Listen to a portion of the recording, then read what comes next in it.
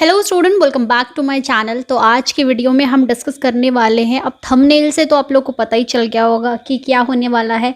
आज हम डिस्कस करने वाले हैं part of sentence. So welcome back everyone, this is your Priyanka ma'am. तो चलिए बिना टाइम बर्बाद करे सीधा कॉन्सेप्ट पे आते हैं।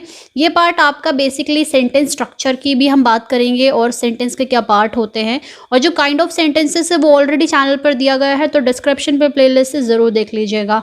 ये स्पोकन इंग्लिश में भी आपकी मदद करती है और लिखने में तो आप करेगी ही ऑफ कोर्स, क्योंकि भैया किसी भी बोलने को तो आप बोल लोगे, उसको लिखना भी तो है और सही ढंग से लिखना है। तो चलिए सेंटेंस कैसा लिखा जाता है वो भी आज हम सीखेंगे। तो सबसे पहले समझिए सेंटेंस क्या होता है। सेंटेंस मतलब वाक्य। अब भैया सेंटेंस कैसे बनते हैं, क्या बनते हैं, देखिए, group of words that communicate a complete message, यानी कि शब्दों का मेल अगर हम बोले तो, यानी कि शब्दों को जोड़ जोड़ के बनता है। अब शब्द कैसे बनते हैं, अक्षर जोड़ जोड़ के। प्रीवियस वीडियो नीचे डिस्क्रिप्शन पे दी गई है, वहां से आप जरूर देख लीजिएगा। चलो प्रीवियस वीडियो का कॉन्सेप्ट आ गया, तो एक चीज़ मैं आपको और बता दूं ग्रामर पॉइंट ऑफ व्यू से, कि भाई हम लोग कहते हैं और आमतौर पर आप लोगों ने सुना भी होगा, आपसे लोग पूछते हैं या कोई भी आपसे पूछता होगा, अगर कोई बच्चा देख रहा है तो उसकी टीचर भी उससे पूछ देती होगी कभी कि बताओ बच्चों अल्फ़ाबेट कितने होते हैं।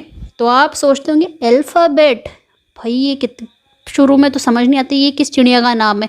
चलो चिड़िया का नाम पता भी चल गया, तो फिर आप सोचते हो कि ये अल्फ़ाबेट मैम 26 होते हैं। अब आपका दिमाग तो वहीं घुमाया ना, वो ABCD अल्फ़ाबेट, बट अल्फ़ाबेट सिर्फ एक होता है, उसके अंदर आपके 26 लेटर आते हैं, यानी कि 26 लेटर्स आते हैं। अल्फ़ाबेट एक ही है, वर्णमाला आपकी एक है, उसके अंदर जो आपके अक्षर, अगर मैं बात करूँ लेटर्स हैं, वो डिफरेंट है। 5 वॉवल्स के होते हैं और टोटल 26 होते हैं। 21 कॉन्सोनेंट्स हो गए, और ये vowel sound consonant sounds total मिला के अगर हम बात करें 44 होते हैं। वो चलो किसी और डिस्कस पे बात करेंगे किसी और दिन, फोनीम वगैरह पे। तो चलिए देखिए सेंटेंस क्या होता है। तो ग्रुप ऑफ वर्ड्स होता है जो कम्युनिकेट करने के लिए कंप्लीट मैसेज होना चाहिए। जैसे यहाँ पे एक सेंटेंस आपको दिया गया है, क्या दिया गया है, Priyanka is going to the market. अब भैया एक कंप्लीट सेंटेंस है, उसके अंत में कौन सा पंक्चुएशन मार्क लगा, फुल स्टॉप लगा है। तो प्रियंका एक शब्द हो गया, इज एक हो गया, गोइंग हो गया, टू हो गया, दा हो गया, मार्केट हो गया। तो इन सारे शब्दों का जोड़ एक सही क्रम में, यानी कि जो कंप्लीट मैसेज दे रहा है, वो होता है आपका वाक्य। तो Priyanka is going to the market में कितने शब्द हैं, कमेंट सेक्शन में बताइएगा। तो चलिए ये तो हो गया कि सेंटेंस की डेफिनेशन क्या होती है, वाक्य क्या होता है। अब वाक्य के पार्ट, यानी कि इसमें कितने पार्ट होते हैं, कैसे ये सेंटेंस बनता है। तो सबसे कॉमन चीज़ अगर मैं आप लोग को बताऊं कि सेंटेंस स्ट्रक्चर क्या होता है, तो देखिए मैंने यहाँ पे हाईलाइट करा हुआ है SVO। इसे सेंटेंस फॉर्मूला भी कहते हैं, सेंटेंस स्ट्रक्चर भी कहते हैं। बेसिक सेंटेंस स्ट्रक्चर इसे कहा जाता है, SVO। अब ये SVO भैया क्या है, तो देखिए क्या दिया है, सब्जेक्ट, वर्ब, ऑब्जेक्ट। सब्जेक्ट क्या होता है, कर्ता, वर्ब क्रिया, ऑब्जेक्ट क्या होता है, कर्म। तो चलिए डिस्कस करते हैं हमारा भैया ये कर्ता क्या है, कुर्ता नहीं है, कर्ता है, ठीक है। तो चलिए पहले डिस्कस करते हैं अपने कर्ता को। सो सब्जेक्ट क्या होता है, यानी कि बेसिकली अब देखिए इसके नाम से समझिए, मैंने हिंदी में भी लिखा है सो दैट भैया बाइलिंगुअल हो जाए, यानी कि दोनों भाषा में हो जाए। है तो इंग्लिश पर कोई नहीं, चलिए हिंदी में के रास्ते भी समझते हैं। आफ्टर ऑल हमारी हिंदी बताइए ऑफिशियल लैंग्वेज है या नहीं है, ऑफिशियल लैंग्वेज को हिंदी में क्या कहते हैं वो भी ज़रूर बताइएगा। सो वह होता है, यानी कि सब्जेक्ट क्या होता है, जिसके बारे में वाक्य में या तो बात हो रही हो या फिर वो जो किसी क्रिया यानी काम को कर रहा हो।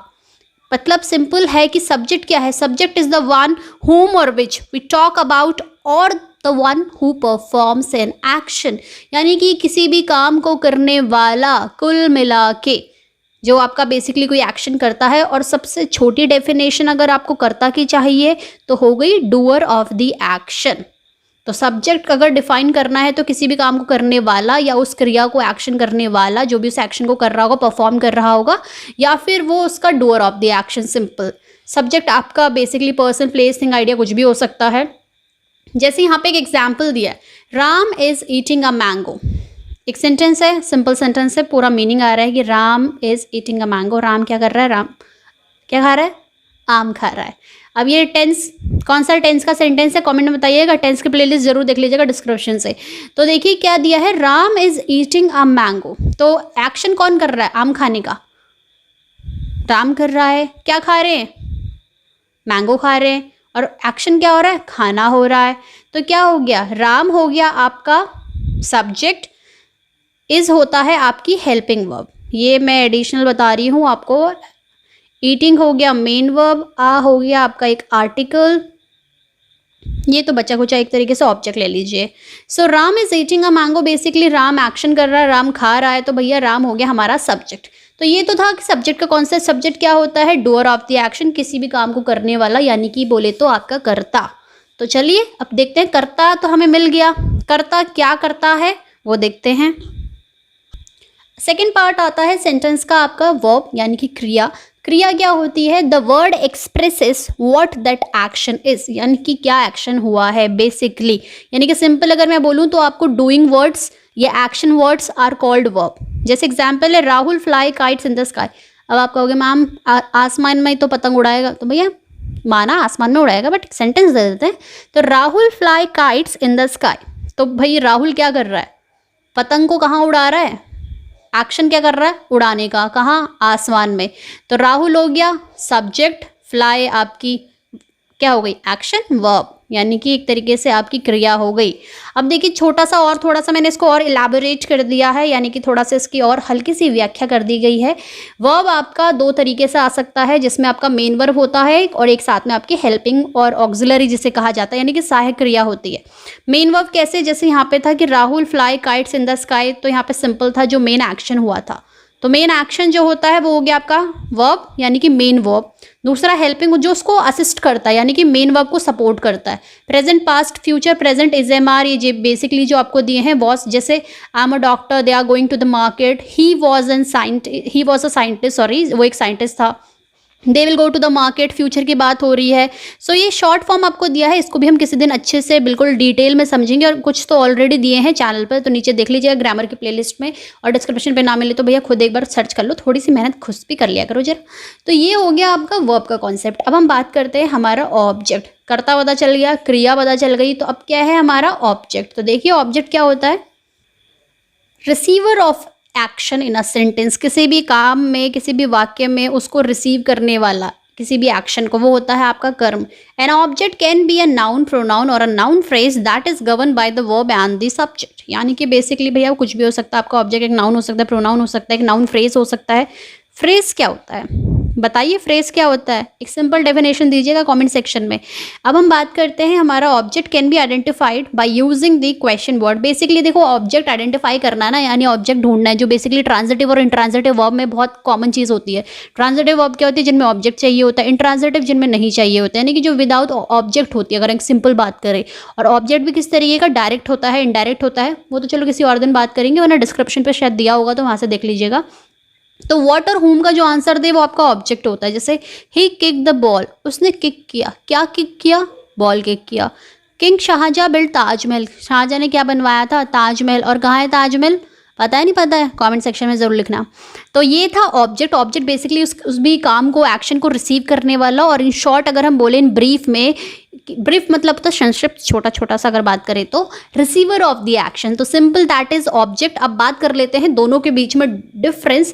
सेशन पसंद आ रहा है तो फटाफट से लाइक कर दो और इसे शेयर कर दो भैया, किसी की भी तो मदद हो, तुम एक मदद तो कर सकते हो किसी की। तो चलिए डिस्कस करते हैं अब इसके डिफरेंशिएशन। अगर बात करें डिफरेंस क्या है, दोनों के बीच में अंतर क्या है, ये डिफरेंस की बात करते हैं तो फटाफट से देख लेते हैं। सब्जेक्ट इज द पर्सन और the thing doing the action, यानी कि सब्जेक्ट क्या होता है, जो बेसिकली उस एक्शन को कर रहा होता है। ऑब्जेक्ट इज द पर्सन और थिंग रिसीविंग द एक्शन, और ऑब्जेक्ट क्या होता है, जो उस काम को रिसीव कर रहा होता है।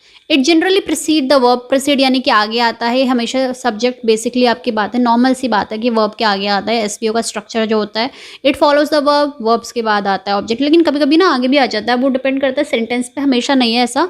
It can be identified by using the question, basically what और हु का पूछा जाता है, यहाँ व्हाट और हुम में पूछा जाता है। It can be classified as simple and complete subject, और उधर हो गया direct and indirect object. It agree with the verb, basically ये वर्ब के साथ अग्री करता है, और ऑब्जेक्ट कभी कभी वर्ब के साथ अग्री नहीं करता। तो ये था सिंपल सा डिफरेंस बिटवीन इनके बीच में। अब बात कर लेते हैं एक छोटी सी एक्सरसाइज की भी, और एक हमेशा की तरह आपके लिए होमवर्क भी होगा। तो चलिए फटाफट से एक्सरसाइज पे आते हैं। सेशन पसंद आ रहा है नहीं पसंद आ रहा, फटाफट से लाइक करो तुम लोग। So this is your exercise. पहला क्वेश्चन देखिए क्या दिया है यहाँ पे। She visits her parents at least once a month. आप कहोगे मैडम आपने तो फुल स्टॉप लगाया नहीं, आप तो हमेशा कहते हो वाक्य के अंत में भैया पंचुएशन मार्क लगाइए, तो चलिए लगा देते हैं। So she visit her parents at least once a month, वो बेसिकली एक महीने में एक बार अपने पेरेंट्स के घर तो ज़रूर जाती है। शी कौन हो गया, कौन जाती, कौन एक्शन कर रहा है, शी कर रही है, क्या एक्शन हो रहा है, जाने का एक्शन हो रहा है, किन के वहाँ, किसके वहाँ, होम एक तरीके से, हर पेरेंट्स, तो object subject verb. Ruby loves pancakes, Ruby को क्या पसंद है, किसको क्या पसंद है, सब्जेक्ट की बात हो रही है। रूबी, लव हमेशा प्यार के सेंस में नहीं आता, पसंद के सेंस में भी आता है। Pancakes object. The teacher is from Canada, teacher हो गया आपका सब्जेक्ट, दार को मत लिएगा कि दार टीचर आपका सब्जेक्ट है, सिर्फ टीचर कहाँ से है, कनाडा से है, कहाँ क्या हो गया इसमें, object. Walking long distance improves blood circulation, आप लोग भी कर लिया करें, और करते हैं तो वेरी गुड, नहीं करते तो कल से शुरू कर दीजिए, कल क्या आज से शुरू कीजिए, कल का रेसो आज कर, आज का रेसो अभी। नेक्स्ट वॉकिंग डिस्टेंस, तो यहाँ पे वॉक हो गया आपका सब्जेक्ट, इम्प्रूव बढ़ाना वर्ब, ब्लड सर्कुलेशन आपका ऑब्जेक्ट। तो ये था एसवीओ। अभी लास्ट क्वेश्चन आप लोगों के लिए है, the kids enjoy the party. तो कमेंट सेक्शन में बताइएगा कि इसमें सब्जेक्ट क्या है और वर्ब क्या है और इसका ऑब्जेक्ट क्या है। So that's all about today's class. I hope this lecture is going to help you somehow and now your doubts are clear, concepts are clear. If still you are having a little bit doubt, what you have to do, you know very well, you have to type in the comment section, and rest I'll provide you the solution. That's all for today. Thank you for the class. See you in the next class. For other classes you can check my playlist, and if it is going to help you then I will be very grateful. So that's all for today. So thank you.